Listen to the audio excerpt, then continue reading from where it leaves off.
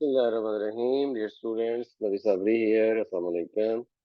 आज हम 14 मई 2024 वेंसडे के डॉन एडिटोरियल्स को एनालाइज करेंगे। इसमें सबसे पहले प्राइवेटाइजेशन डिवॉइड। अच्छा स्टूडेंट्स, इस हवाले से जो रेगुलर हमारे इस चैनल के विजिटर्स हैं उनको तो आइडिया होगा कि चंद दिन पहले भी इसी तरह की बात हुई थी, लेकिन मैं थोड़ा सा बैकग्राउंड बता के फिर आगे चलता हूँ ताकि वो लोग कि जो न्यू भी हैं उनको भी आइडिया हो जाए कि ये असल में इशू क्या है। इशू स्टूडेंट्स ये है कि पाकिस्तान में जब ये गवर्नमेंट 8 फरवरी के बाद ये गवर्नमेंट जब बनी तो उसमें फाइनेंस मिनिस्टर जो है वो पीएमएलएन ने बनाना चाहा था, गवर्नमेंट ने बनाना चाहा था इसहाक डार को, जो कि नवाज शरीफ का बहुत क्लोज है। लेकिन उस वक्त जो पावरफुल सर्कल्स हैं जो इन्हें गवर्नमेंट में लाए हैं, जो एस्टेब्लिशमेंट हैं, उन्होंने इसको मुनासिब नहीं समझा, क्योंकि वो इसहाक डार को पहले आजमा चुके थे। और वो जो जब इन्होंने ये इमरान खान की गवर्नमेंट को निकाला 2022 में, तो उसके बाद इसहाक डार को लाए और बड़ी तारीफें करके लेके आए, लेकिन इसहाक डार ने भी कोई हल नहीं निकाला था। तो वो इसहाक डार से पहले ही नाराज थे जो एस्टेब्लिशमेंट वाले लोग हैं। तो इसलिए उन्होंने इसहाक डार को फाइनेंस मिनिस्टर नहीं बनने दिया, बल्कि इसहाक डार को किसी और पोजीशन पे उन्होंने कहा रख लें, लेकिन फाइनेंस मिनिस्टर नहीं बनना। उन्होंने एक अपना बंदा बाहर से लेके आए, औरंगजेब। तो मोहम्मद औरंगजेब जो है ये शायद ये स्वीडन या किसी और कंट्री में पाकिस्तानी थे और अच्छी पोजीशन पे काम कर रहे थे। अच्छा इनका बैकग्राउंड है पढ़ाई लिखाई के हवाले से, उसको उनको लेके आए वहां से। तो अब पहले तो फाइनेंस मिनिस्टर मोहम्मद औरंगजेब को बना दिया गया और फॉरेन मिनिस्टर जो है वो इसहाक डार को बना दिया गया। वो भी एक इम्पोर्टेंट पोजीशन होती है फॉरेन मिनिस्टर की, वजीर खारजा। अब दूसरी तरफ फिर ये हुआ कि डिफरेंट इकोनॉमिक कमेटीज बनाई गई, उनमें इसहाक डार को हेड बना दिया गया। मतलब फिर फाइनेंस मिनिस्ट्री के अफेयर्स में इसहाक डार को इन्वॉल्व करने की कोशिश की गई। अच्छा, वो भी कोई खास कामयाब चीज ना हुई तो इसहाक डार को डिप्टी प्राइम मिनिस्टर बना दिया। अब ये डिप्टी प्राइम मिनिस्टर का मतलब ये है कि इसहाक डार उसी फाइनेंस मिनिस्टर का हेड बन गया है, उसका बॉस बन गया है। ठीक है। अब एक इम्पोर्टेंट पोजीशन है और इम्पोर्टेंट कह लें कि एक सिचुएशन आ गई है प्राइवेटाइजेशन के हवाले से। और आईएमएफ कह रहा है कि जो स्टेट ओन्ड इंस्टीट्यूशंस हैं जितने भी हैं, इन सबको बेचा जाए। स्टेट ओन्ड प्राइवेट, जिसको कहते हैं एसओई, स्टेट ओन्ड एंटरप्राइजेस। ये जो वापडा है, पीआईए है, स्टील मिल है, उसके बाद फिर ये पीटीसीएल, तो खैर वो प्राइवेटाइज हो गया। और भी जितने भी इस तरह की कंपनीज हैं, छोटी बड़ी, कोई पानी की कंपनी है, कोई कंपनी, ये जो गवर्नमेंट की मलकियत है, तो आईएमएफ कहता है कि उसको बेचा जाना चाहिए। और औरंगजेब, जो मोहम्मद औरंगजेब जो फाइनेंस मिनिस्टर है, वो भी इसी ख्याल का हामी है। लेकिन इसहाक डार इस बात को नहीं मानता, क्योंकि इसहाक डार कहता है कि अगर हमने ये काम कर दिया तो हमारी जो थोड़ी बहुत पब्लिक सपोर्ट है वो भी खत्म हो जानी है। क्योंकि जाहिर है इससे क्या होगा, इसमें वापडा के अंदर लोग जो हैं उन्हें भी ठीक होना पड़ेगा। इसमें जो सुई गैस के अंदर लोग हैं, जो और पीआईए के अंदर लोग हैं, मतलब जितने भी वो लोग जो पॉलिटिकल लेवल पे भर्ती किए गए हैं, और जो इनमें से बहुत सारे ऐसे हैं जो सिर्फ सैलरी ही ले रहे हैं, काम नहीं कर रहे पॉलिटिकल बेस पे, उनको भी ठीक होना पड़ेगा। प्राइवेट उनमें से बहुत सारे ऐसे होंगे जिनकी जॉब्स से छूट जाएगी, क्योंकि ओवर क्राउडेड तो ये सारे इदारे हैं। इतनी ज्यादा भर्तियां की गई हैं इनमें कि अब ये इदारे जो हैं इनकी तनख्वाहें देना ये अपने तौर पर मतलब चलने के काबिल नहीं है। इनको गवर्नमेंट की तरफ से सपोर्ट देना पड़ती है, फिर जाके ये अपनी तनख्वाहें और सारे खर्चे पूरे करते हैं। ठीक है। तो अब इस सिचुएशन में गवर्नमेंट के लिए अगर देखा जाए तो मोहम्मद औरंगजेब की बात ठीक है, और दूसरी तरफ आईएमएफ भी जो कह रहा है वो कोई गलत नहीं कह रहा कि हुकूमत का काम कारोबार करना नहीं होता। अच्छा, हुकूमत का काम सिर्फ मॉनिटरिंग करना होता है, सुपरविजन करना होता है। हमारी हुकूमत उस काम में तो सुस्ती दिखाती है और उस काम में कोई काम नहीं करती। इस तरह से वो फिर खाम खा इतने बड़े बड़े सफेद हाथी जो है ना, व्हाइट एलिफेंट्स गवर्नमेंट के बजट के ऊपर ला के बिठा दिए जाते हैं, जिसकी वजह से सारा प्रॉब्लम आता है। तो अब वो कहता है कि औरंगजेब कहता है कि हम जो जितने भी एससीओज हैं, एसओईज हैं, स्टेट ओन्ड एंटरप्राइजेज, उनको हम बेचेंगे, बेशक वो हमारे फायदे में चल रहे हैं या नुकसान में चल रहे हैं, सबको बेचना चाहिए। वो कहता है, लेकिन इसहाक डार कहता है कि there are some strategic and essential SOEs. ये जो स्ट्रेटेजिक एंड इसेंशियल एसओईज है ना, इसका क्या मतलब है? ये एक टर्म है, मैं आपको बता दूं। ये एक टर्म है। ये एक टर्म है, और स्टूडेंट्स आपको ये इसका पता होना चाहिए कि ये अब जितने प्राइवेट इदारे चल रहे हैं, जितने प्राइवेट इदारे चल रहे हैं, उन प्राइवेट इदारों में हुक्म किसका चलता है, ऑर्डर किसका चलता है? उनके अपने मालकान का। ठीक है ना? अगर देखिए फॉर एग्जांपल यूफोन चल रहा है, मोबिलिंग चल रहा है, उनके अपने मालकान का ऑर्डर चलता है ना, गवर्नमेंट का ऑर्डर तो नहीं चलता वहां पे। ठीक है, एक सर्टन लिमिट के अंदर रहते हुए।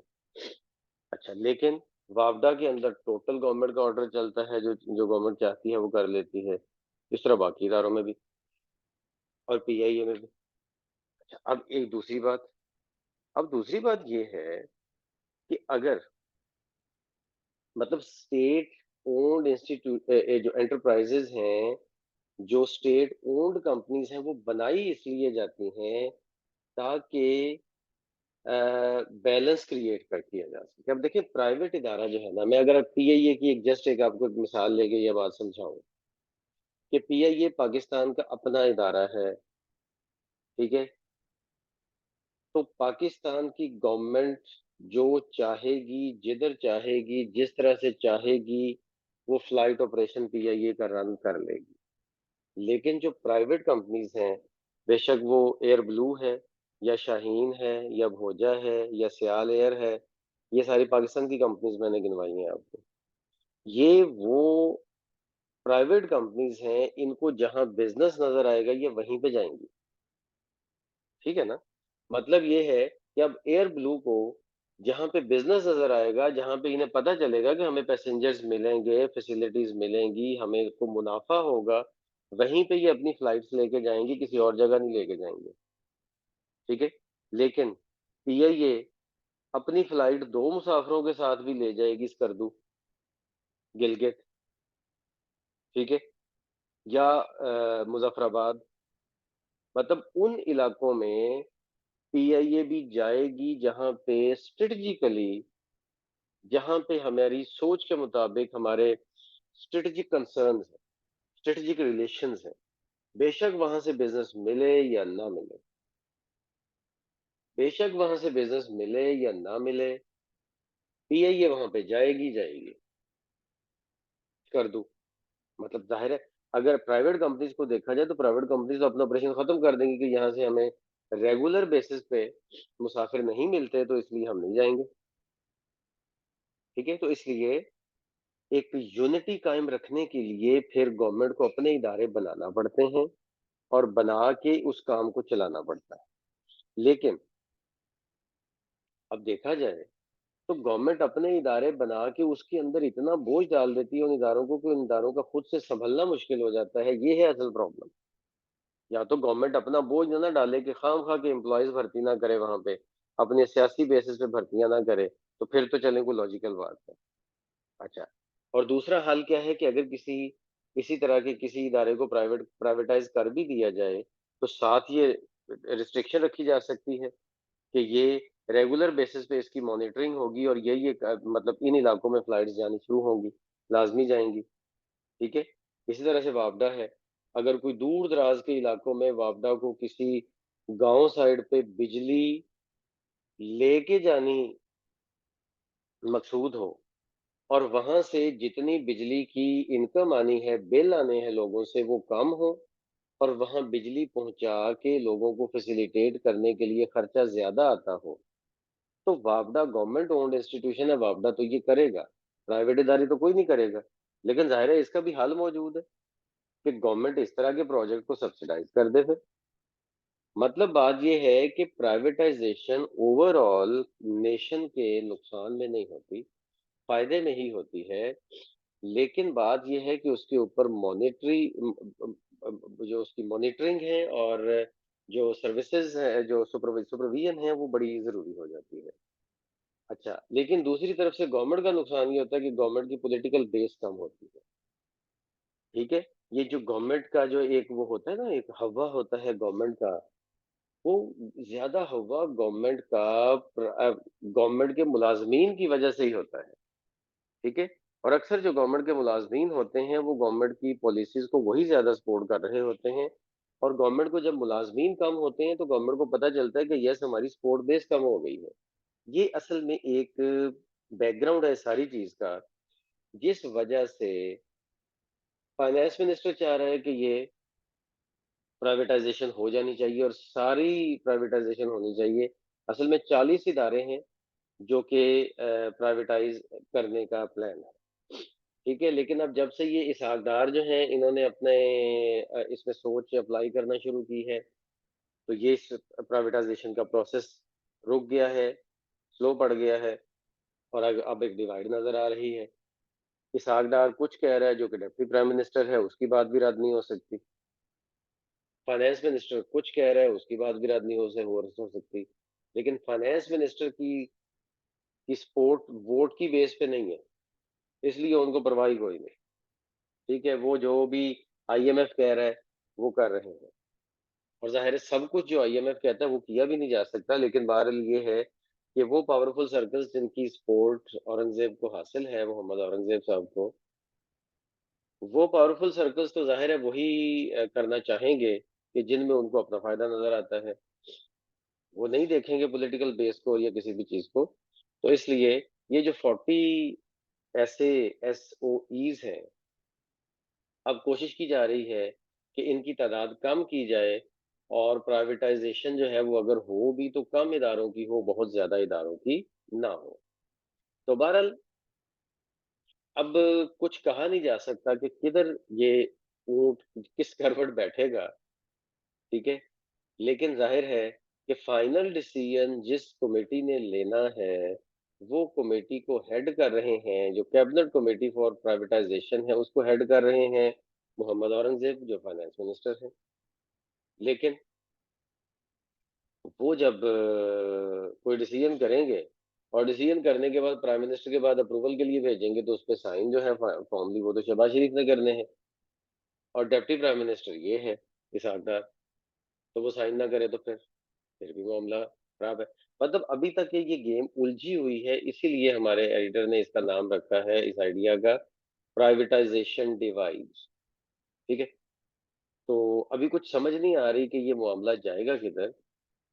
क्योंकि जाहिर है कि गवर्नमेंट अपनी पॉलिटिकल बेस भी कम नहीं करना चाहेगी, जो थोड़ी बहुत रह गई है उनकी। पहले ही नून लीग की किस तरह से ये गवर्नमेंट में बैठे हैं सब लोगों को पता है।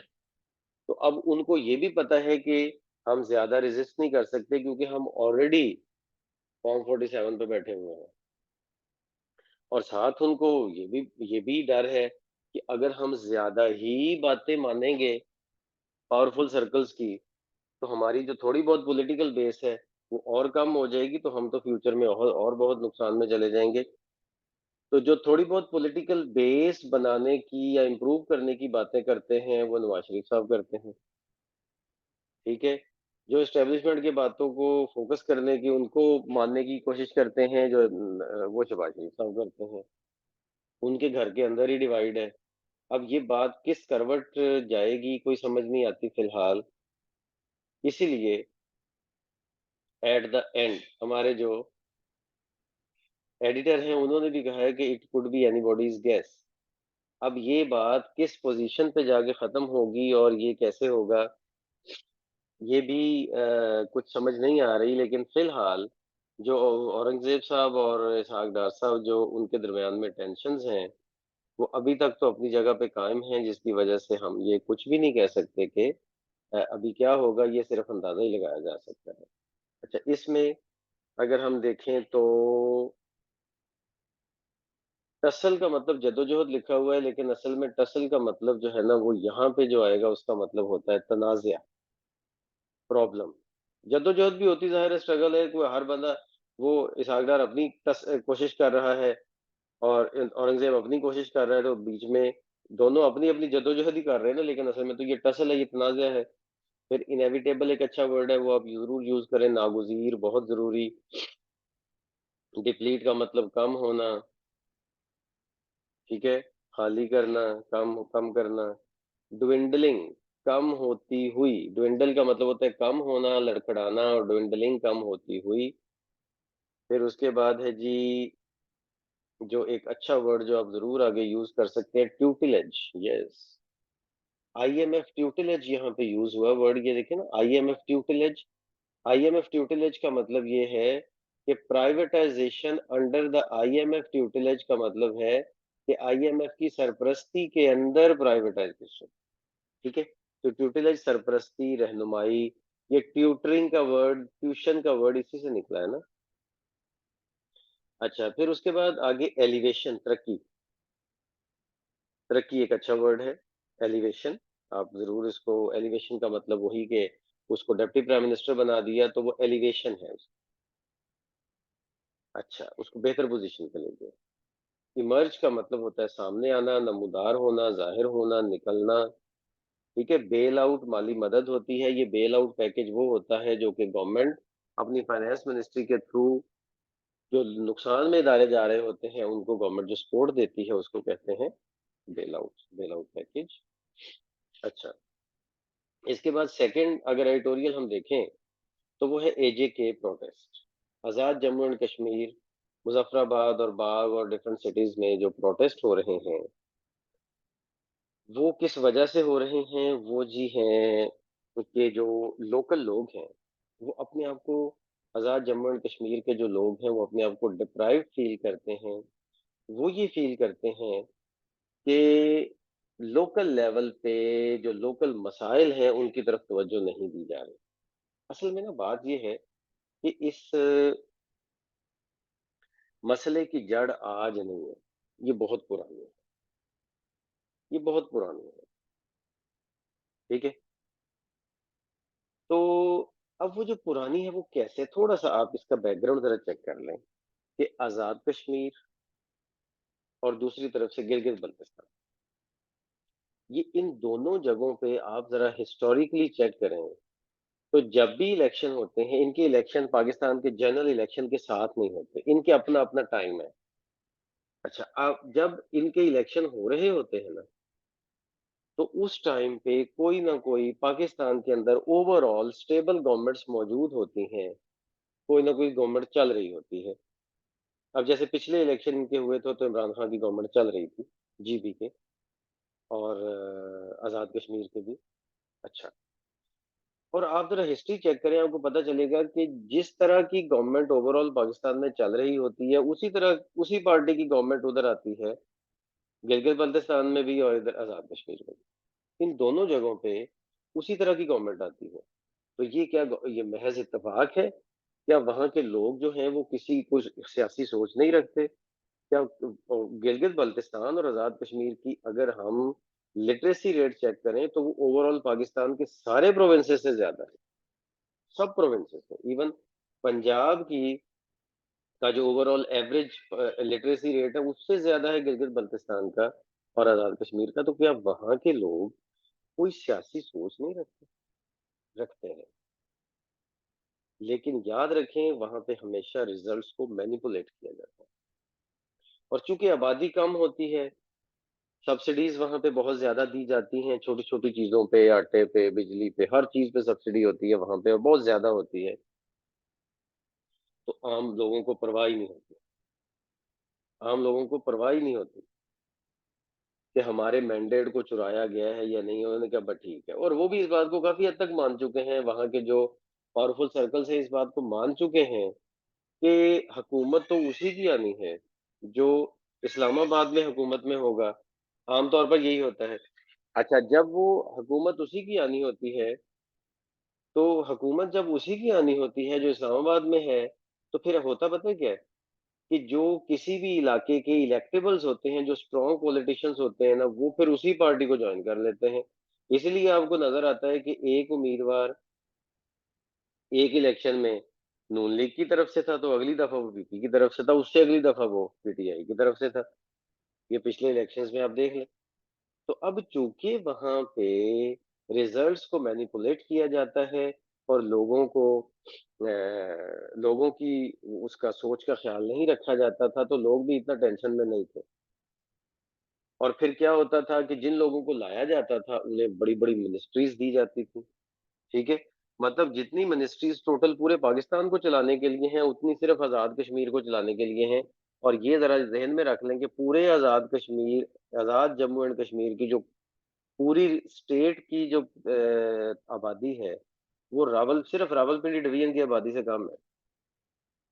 ठीक है। सिर्फ रावलपिंडी डिवीजन की आबादी ज्यादा है और पूरी आजाद जम्मू एंड कश्मीर की आबादी कम है। ठीक है। लेकिन उसको चलाने के लिए इतने मिनिस्टर्स, उनकी इतनी गाड़ियां, उनके प्रोटोकॉल्स और ये सब कुछ, जाहिर है इस पे पैसे आते हैं, तो खर्चा आता है। और जब इस पे इतना ज्यादा खर्चा आता है, और ये खर्चा मजबूरन इस्लामाबाद की गवर्नमेंट को करना पड़ता है, क्योंकि वही तो उनको लाए हैं, वही तो अपनी पसंद के उधर फैसले करवाएंगे। ठीक है। तो इस सारे चक्कर में पहले तो ये होता था कि अवाम ख्याल नहीं करती, लेकिन अब सिचुएशन ये बन गई है कि अब पूरे पाकिस्तान में बिजली के रेट इतने ऊपर चले गए, और बेसिक जरूरियात के रेट इतने ऊपर चले गए, इतनी महंगाई हो गई कि अब वो महंगाई वहां के जो लोकल लोग हैं उनको भी महसूस होनी शुरू हो गई है। आपने देखा कुछ महीने पहले गिलगित बल्तिस्तान में इसी तरह के मुजाहरे हुए। फिर अब जम्मू कश्मीर जॉइंट अवामी एक्शन कमेटी एक बन गई, उसने उसने ये मुजाहरे वगैरह शुरू कर दिए। अब वो क्या डिमांड कर रहे हैं? वो डिमांड बेसिकली यही कर रहे हैं वो डिमांड बेसिकली यही कर रहे हैं कि महंगाई कम होनी चाहिए। वो कह रहे हैं कि हमें इतने बड़े लेवल पे मिनिस्टर्स की जरूरत ही नहीं है, मिनिस्ट्रीज कम की जाए, खर्चा कम किया जाए। ठीक है। और सब्सिडीज हमें ज्यादा दी जाए, हमें बिजली में भी सब्सिडी और ज्यादा दी जाए, हमें आटे में भी सब्सिडी और ज्यादा दी जाए। ठीक है। ये सब चीजें वो डिमांड कर रहे हैं। ठीक है। अब देखने वाली बात ये है कि ये मसाइल तो पूरे पाकिस्तान के हैं, बिजली के रेट हैं या इन्फ्लेशन है या बाकी सब कुछ है, ये मसाइल तो पूरे पाकिस्तान के हैं। आजाद कश्मीर के लोग इसमें इतना ज्यादा वायलेंट यकदम क्यों हो गए हैं? वो इसलिए हो गए हैं कि पहली बात तो ये है कि वो पढ़े लिखे हैं ज्यादा। ठीक है। वो किसी एक पार्टी के साथ इस तरह से अटैच नहीं हो गए कि बस उसी को सपोर्ट करेंगे, जिस तरह से हमारे यहाँ नून लीग और पीपल्स पार्टी और अब तो पीटीआई भी, इस तरह से लोग जो हैं वो अटैच हैं कि जो करेगी पार्टी ठीक करेगी। वो अपनी आजाद सोच रखते हैं, पढ़े लिखे हैं, आजाद सोच रखते हैं। और दूसरी तरफ ये कि वो सब्सिडीज पे ही हमेशा चलते रहे हैं।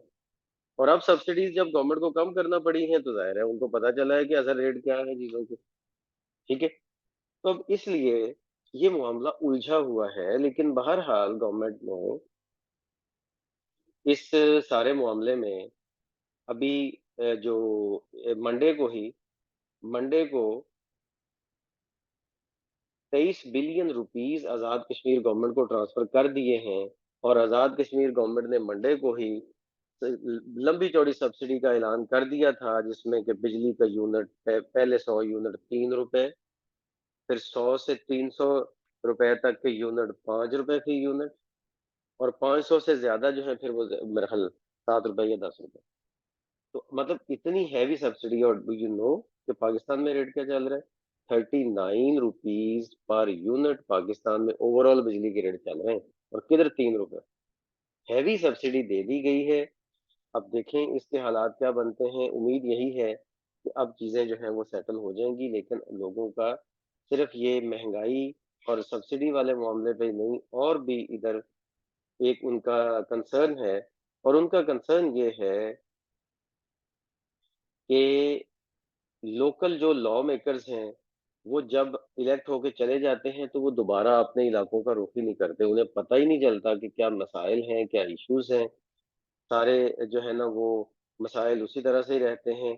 अब ये उन वापस अपने हलकों की तरफ रुख ना करने की 2 वजूहात होती हैं। एक तो ये है कि उनके पास पैसा इतना आ जाता है, उन्हें टेंशन ही नहीं रहती कि उन्होंने अवाम को भी जाके देखना है। और दूसरी बात ये है कि उन्हें पता होता है कि जो उन्हें लाए हैं, जो उन्हें हुकूमत में लाए हैं, वो फिर से ले आएँगे। हमें अवाम के साथ जाके पार होने की क्या ज़रूरत, ठीक है? तो इसलिए वो परवाह ही नहीं करते। लेकिन अब आज़ाद कश्मीर के लोगों ने गले से पकड़ लिया है उनको, कि भई जो हमारे मसाइल हैं उनको हल किया जाए। इतनी लंबी-चौड़ी गवर्नमेंट्स की हमें ज़रूरत नहीं है। जब इस्लामाबाद की तरफ से पाकिस्तान के जो मेन बजट है उनकी तरफ से पैसा आज़ाद कश्मीर को आता है, तो वो जो हकूमती लोग होते हैं, वज़ीर, मुशीर और उनके अल्ले-तलल्ले इतने होते हैं कि वो पैसा आम आवाम की भलाई के लिए तो बचता ही बहुत कम है।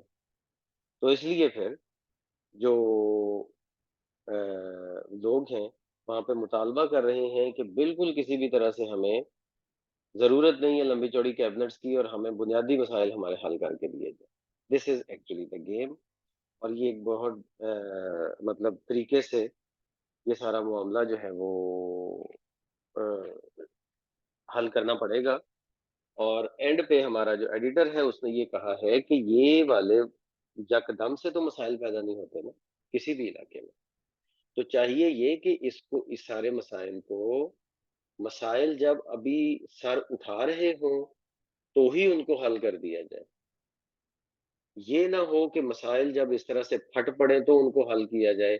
जैसे गिलगित-बल्तिस्तान में हुआ, जैसे आज़ाद कश्मीर में हुआ, और जैसे अब पंजाब में भी होने का एक सूरत-ए-हाल बन रही है, नज़र आ रही है कि ये होनी है। तो कहते हैं कि डेमोक्रेटिक वे में पहले से उन मसाइल को हल कर दिया जाए, तो ये मसाइल कभी पैदा ना हो। इसमें अगर हम देखें तो जो अच्छे वर्ड अब यूज़ कर सकते हैं, सब्सिडी तो का तो आपको पता ही होगा, इमदाद होती है। फिर उसके बाद इसमें वैसे तो सारे ही अच्छे वर्ड्स हैं, लेकिन मैं ये देखता हूँ कि जो फेस्टरिंग, खराब होते हुए, सुलगते हुए, मसाइल बढ़ाते हुए, फेस्टरिंग, पहले भी ये फेस्टरिंग का वर्ड बलूचिस्तान के हवाले से भी यूज़ किया था हमारे एडिटर ने, और अब ये आज़ाद कश्मीर के हवाले से भी यूज़ किया है। लेजिटिमेट का मतलब होता है जायज़, जायज़ जो कि लॉफुल किसी चीज़ का, वैलिड किसी चीज़ का हक रखता हो, वो लेजिटिमेट होता है। आगे चलते हैं तो थर्ड एडिटोरियल है गन्स एंड गार्ड्स। हमारा एडिटर कहता है कि पाकिस्तान के ऐसे बहुत सारे मसाइल हैं, जो छोटे-छोटे मसाइल हैं, सोसाइटी में चलते रहते हैं, उन पे तवज्जो नहीं दी जाती, और उन पे तवज्जो दी जानी चाहिए, क्योंकि कई दफ़ा वो बड़े मसाइल बन के सामने आ जाते हैं, सोसाइटी की तवज्जो उधर जाती है, फिर सोसाइटी की तवज्जो हट जाती है। उन्हीं में से एक मसला है हमारा शो ऑफ पावर का, एक आम लोगों का शो ऑफ पावर का जो एक सोच है, जो एक साइकोलॉजिकल इम्पल्स है, ये जो नफ्सियाती एक सोच है लोगों की कि जी हमें पावर शो करनी है, हमें पावर शो करनी है। ये एक बहुत बड़ा मसला है पाकिस्तान का, और ये कहा गया कि कराची का जो डीएचए का इलाका है, उसमें कोई प्राइवेट गार्ड्स थे, अभी चंद दिन पहले की बात है। प्राइवेट गार्ड्स थे, उनके पास 3 राइफल्स थीं, 1 क्लाशनकोव थी, 1 पिस्टल था। वो प्राइवेट इदारों में प्राइवेट कपड़ों में थे, और प्राइवेट कपड़ों में थे, और वो शो ऑफ पावर कर रहे थे, असले की नुमाइश कर रहे थे, ठीक है? और ये असल में गार्ड्स होते हैं किसी न किसी लोकल इन्फ्लुएंशियल लोगों के, जो कि कोई जागीरदार हो सकते हैं, कोई वडेरे हो सकते हैं, या कोई बहुत नए-नए अमीर हुए लोग हो सकते हैं। ठीक है, कोई इंडस्ट्रियलिस्ट हो सकते हैं। तो कई दफा ऐसा देखा गया है मार्केट्स में, एजुकेशनल इंस्टीट्यूशंस में, ठीक है, और स्कूल्स में, कॉलेजेस में, ठीक है, शॉपिंग मॉल्स में, रेस्टोरेंट्स में, ये देखा गया है कि restaurant, shopping malls, education institutions, इनके बाहर जो है वो गार्ड्स खड़े होते हैं, प्राइवेट गार्ड, हैवी असला लेके, और अंदर इनके कोई भी साहब या उनका बेटा जो है ना वो अंदर मार्केट के अंदर या कॉलेज के अंदर या रेस्टोरेंट के अंदर जो है ना वो खाना खाने गया होता है, और बाहर ये इतना हैवी असला लेके खड़े होते हैं और लोगों को टेरराइज कर रहे होते हैं। ठीक है, जा रहे हों, आ रहे हों इनके साहब, तो उनके लिए रास्ता बना रहे होते हैं, लोगों को इधर उधर फेंक रहे होते हैं बाकायदा, लोगों को घसीट रहे होते हैं, आम लोगों को तंग कर रहे होते हैं। ये एक आम बात है, ये शो ऑफ पावर, ये आम चीज है। तो हमारा जो एडिटर है वो इस मसले की तरफ इशारा कर रहा है और ये बता रहा है कि ये छोटा मसला नहीं है।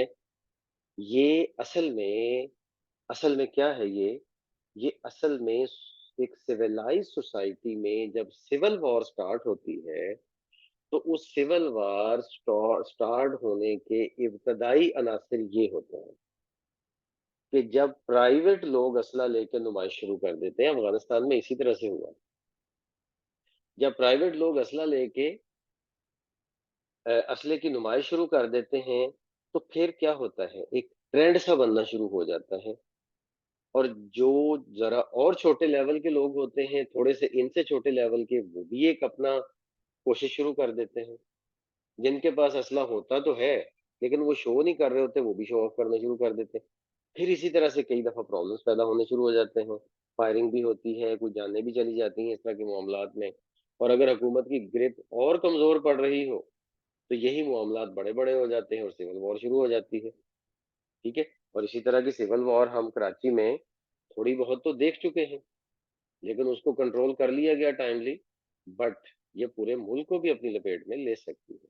तो इसलिए इसको इसको अच्छे तरीके से टैकल करना चाहिए, पुलिस को अपने फोकस को स्ट्रेंथन करना चाहिए, और पुलिस को इस मामले में अपना एक पॉजिटिव रोल प्ले करना चाहिए, ताकि पता चले कि ये सारी